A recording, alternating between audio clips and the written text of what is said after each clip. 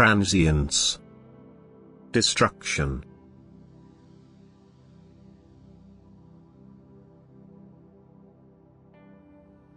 Everything earthly is perishable. There is no human being who does not know this, and nevertheless there are only few humans who take this fact to heart and do not strive for earthly goods. There are only few humans who strive for the imperishable. The majority, however, uses all strength in order to arrive only into the possession of earthly goods despite the knowledge around their transitoriness. And it justifies to the question, how these could be taken away, probably the desire for it, without to cut the free will.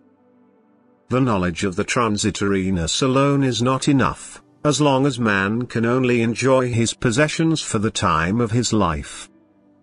And there is only the possibility to make him again and again aware of the transitoriness by losing his own possession by influence on the part of man or by expression in nature. Only when man recognizes the hopelessness of his efforts, only when he recognizes that he himself has no power to secure his possessions, can his striving slowly change and turn to other goals. But some people need a very long time for this realization, until they get tired of the hunt for earthly possessions, and they waste, as it were, the precious earthly lifetime, which they should use for the acquisition of spiritual goods.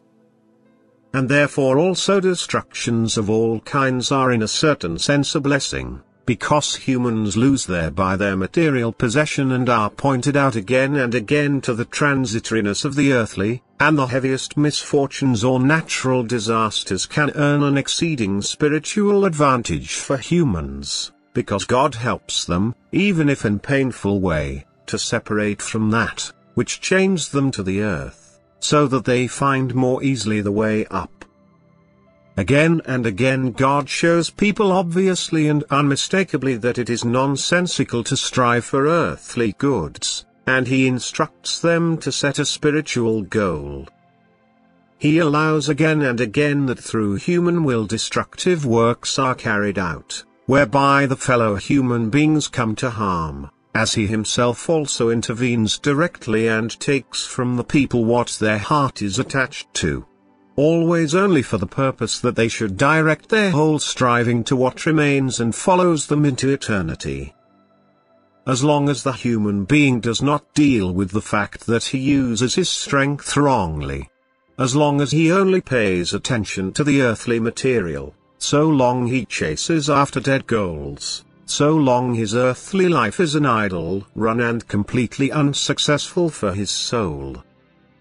And therefore the decay of the earthly will become more and more obvious, more and more painful events will startle men, and more enormous will be the destructions to which human life and earthly possessions will fall a victim, and it is the last purpose of it that men will be pointed to the transitoriness, so that they will reflect and strive to acquire imperishable goods which can never be taken away from them.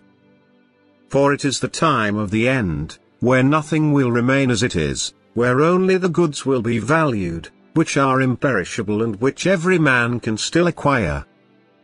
Amen.